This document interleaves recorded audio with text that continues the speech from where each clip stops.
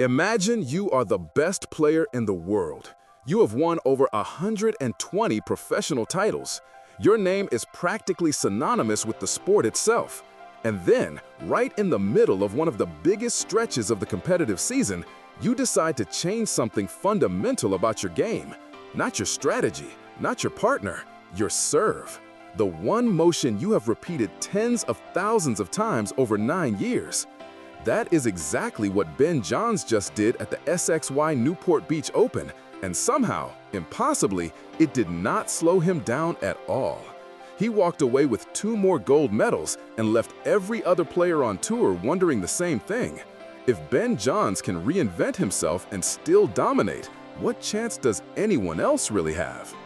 Ben JOHNS grew up in Laytonsville, Maryland, a quiet suburb outside Washington, D.C. He studied material science and engineering at the University of Maryland, a background that might explain the analytical precision he brings to every match. JOHNS did not come up through the traditional tennis to pickleball pipeline that many pros followed. He found the sport young, committed early, and built his game from the ground up with an engineer's obsession for optimization. By the time the PPA Tour became the dominant professional circuit, JOHNS was already the player everyone had to beat. He has now accumulated over 123 PPA Tour titles, 21 Triple Crowns, and at one point held a 108-match winning streak in singles, a record that still stands as the longest in professional pickleball history. What makes JOHNS different is not just his talent, it is his willingness to evolve. While other top players lock into a style and ride it, JOHNS treats his game like software, constantly updating, patching vulnerabilities, and adding new features. That mindset is what makes the serve change story so significant. So let us talk about what just happened in Newport Beach. The SXY Newport Beach Open is one of the marquee stops on the PPA Tour's early season calendar, and this year it delivered. All 5 top seeds won gold across the 5 professional brackets, a rare clean sweep that underscored just how dominant the top tier of pickleball has become. But the biggest story was Ben JOHNS. In men's doubles, JOHNS and his partner Gabe Tardio, seeded number 1, faced the number 2 team of Christian Alshon and Hayden Patrickin in the final. JOHNS and Tardio were clinical. They committed fewer return errors, just 2 compared to 7 for Alshon and Patrickin, and controlled the pace of the match throughout. The longest rally went 35 shots, but the outcome never felt in doubt. It was their 13th title together as a team and their 11th title this season alone. Think about that for a moment. 11 titles in one season, and the year is barely past the quarter mark. Then came mixed doubles. JOHNS paired with Anna Leigh Waters, his longtime mixed partner and arguably the only player in the sport whose resume rivals his own. They faced the 10th-seeded team of Tina Pisnik and Eric Onsens in the final. Pisnik and Onsens had pulled off impressive upsets earlier in the draw, knocking out both the 2nd and 3rd-ranked teams to earn their spot in the championship match. But once they got there, the gap was too wide.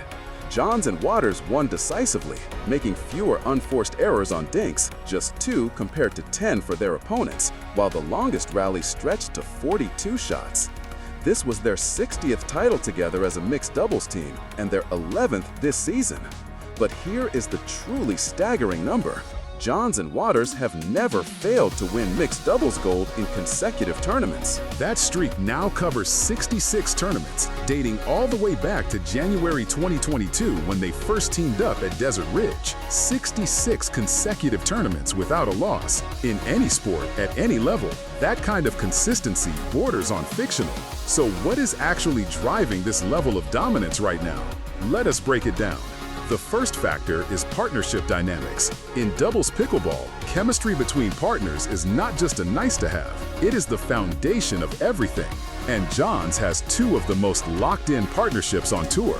With Gabe Tardio, the connection is built on complementary strengths. Tardio brings aggressive net play and fearless shot-making, while JOHNS provides the strategic backbone, reading patterns and exploiting positioning gaps that other teams do not even see. Their return game is particularly devastating. At Newport Beach, they forced Alison and Patrikin into 7 return errors while only committing 2 themselves. That kind of disparity does not happen by accident. It is the result of hundreds of hours of practice and an almost telepathic understanding of who covers what in every scenario. With Anna Leigh Waters in mixed, the dynamic is different but equally lethal. Waters is perhaps the most talented female player in pickleball history, and when you pairs that with JOHNS' court vision and shot selection, you get a team that simply has no blind spots. Their opponents at Newport Beach, Pisnik and Onsens, played well enough to beat higher-seeded teams earlier in the tournament, but against JOHNS and Waters, their error rate on dinks exploded. That is not because they suddenly forgot how to play. It is because JOHNS and Waters apply a specific kind of pressure that forces mistakes from even the best teams. The second factor is mental fortitude and reputation pressure. This is where JOHNS separates himself from every other player on tour. Consider what happened just 2 weeks before Newport Beach at the Carvana Mesa Cup. JOHNS entered that tournament as the overwhelming favorite, as he always does, and he won men's doubles with Tardio in dramatic fashion, coming back from a 7-0 deficit in Game 4 to take the title. But he also lost. In mixed doubles, he and Waters fell to Anna Bright and Hayden Patrikin. In singles, he lost to Chris Haworth, denying him the Triple Crown. For any other player, winning 1 gold and finishing with 2 losses would be a decent weekend. For Ben JOHNS, it was treated like a crisis. The pickleball world talked about it for days. Was JOHNS slipping? Was the field catching up? Was fatigue finally becoming a factor? And then JOHNS showed up in Newport Beach and responded with 2 dominant gold medal performances. That is the mental game at its finest. JOHNS does not let a bad result cascade into a bad stretch. He isolates the problem, addresses it, and comes back stronger. The reputation effect works in his favor too. When opponents step onto the court against Ben JOHNS, they know the history. They know the 123 titles, the 21 Triple Crowns, the winning streaks. That knowledge creates a psychological weight that even the most confident players struggle to shake off. You could see it in Newport Beach. Pisnik and Onsens played loose and aggressive against lower-seeded teams, but tightened up noticeably in the final against JOHNS and Waters. Alison and Patrikin, 2 of the best young players on tour, could not maintain their return consistency when it mattered most against JOHNS and Tardio. The third factor is physical management and schedule strategy. The PPA Tour's 2026 calendar is relentless. Back-to-back tournament weekends, cross-country travel, and the physical toll of playing multiple brackets in every event. For a player like JOHNS, who competes in singles, men's doubles, and mixed doubles at virtually every stop, the load is enormous. What JOHNS does better than anyone is manage that load strategically. He knows when to conserve energy in early rounds, when to push the pace, and when to let his partners carry a heavier share of the workload. At Mesa Cup, the fatigue factor seemed to catch up with him, particularly in the later stages of singles and mixed. At Newport Beach, he appeared fresher, more locked in from the start. Part of that may be physical recovery between tournaments, but part of it is also the serve change, which ties directly into his long-term physical strategy. Here is the part of the story that has the entire pickleball world buzzing. After 9 years of using the same service motion, Ben JOHNS changed his serve. According to analysis from Zane Navratil, one of the most respected voices in pickleball instruction and himself a top professional player, JOHNS switched from a stationary serve to a stepping serve. That might sound like a minor adjustment to casual fans, but in competitive pickleball, the serve is the one shot you have complete control over. It is the shot you practice more than any other. It is muscle memory built over thousands of repetitions. Changing it is like a baseball pitcher altering their delivery mid-season. It is risky, it is uncomfortable, and most players would never attempt it during a competitive stretch. But JOHNS is not most players. The stepping serve allows him to generate more power by transferring his body weight forward through the motion. Instead of relying purely on arm speed and wrist snap from a planted position, he is now engaging his legs and core in a way that creates a more explosive contact point. The result is a serve that is harder to return, puts more immediate pressure on the receiving team and, critically, may actually be easier on his arm and shoulder over the course of a long tournament. That last point matters more than people realize. JOHNS plays an extraordinary number of matches every season.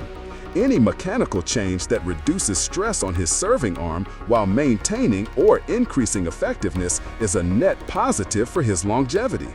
It is the kind of optimization you would expect from someone who studied engineering, analyzing the biomechanics, identifying the inefficiency, and making a calculated change even when the old method was already working. What makes this truly remarkable is the timing. JOHNS did not make this change during the off-season. He did not test it in practice for months before debuting it in competition.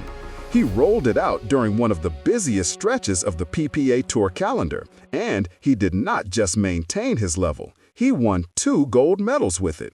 That tells you something about his confidence in the change and his ability to integrate new mechanics under pressure. It also sends a message to the rest of the tour. If the best player in the world is still actively trying to get better, still willing to take risks and disrupt his own game, then the gap between JOHNS and the field is not just about talent, it is about mentality. Every other player on tour is trying to figure out how to beat the current version of Ben JOHNS. Meanwhile, JOHNS is already working on the next version. So where does this go from here? Let us map out 2 possible scenarios for the rest of the 2026 season. In the bounce-back route, JOHNS fully integrates the new serve into his game, and it becomes a genuine weapon that adds a new dimension to his already elite play. With the stepping motion generating more free points on serve, JOHNS could see even higher win rates in the early stages of matches, conserving energy for the later rounds where fatigue has historically been his biggest vulnerability. If that happens, the conversation shifts from whether anyone can beat JOHNS to whether JOHNS can achieve something truly unprecedented, like winning every tournament in a season or stringing together another 100-match winning streak in singles. The conditions for this scenario are clear. First, the serve change needs to hold up under the specific pressure of high-stakes finals, where muscle memory and automatic execution matter most. Second, JOHNS' partnerships with Tardio and Waters need to remain stable and healthy. If both of those conditions are met, the rest of the 2026 season could be the most dominant stretch of any player's career in professional pickleball. In the alternative scenario, the serve change introduces a subtle inconsistency that surfaces at the worst possible moments. New mechanics, no matter how well practiced, can break down under extreme pressure. If JOHNS double faults at a critical point in a final, or if opponents learn to read the stepping motion and anticipate the serve direction, the advantage could evaporate quickly. We saw at Mesa Cup that JOHNS is not invincible. Hosworth found a way to beat him in singles. Bright and Patriquin found a way to disrupt the Waters-JOHNS partnership in mixed.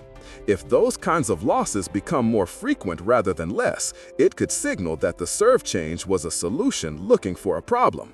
The specific test case to watch is the upcoming stretch of PPA events, where JOHNS will face the same top opponents in back-to-back weekends. If JOHNS wins with the new serve looking fluid and dominant, the bounce-back route is firmly in play. If he struggles, particularly in singles, where the serve is most important, we will know the adjustment period is not over yet. My prediction? Ben JOHNS is going to be just fine. More than fine, actually. This serve change feels like the kind of calculated, data-driven adjustment that JOHNS has made throughout his career. He did not change it because something was broken. He changed it because he saw an opportunity to get better. And historically, when Ben JOHNS decides to get better at something, the rest of the sport can only watch and try to keep up. The man has over 123 titles for a reason. He has 21 Triple Crowns for a reason. He and Anna Leigh Waters have won 66 consecutive mixed doubles tournaments for a reason.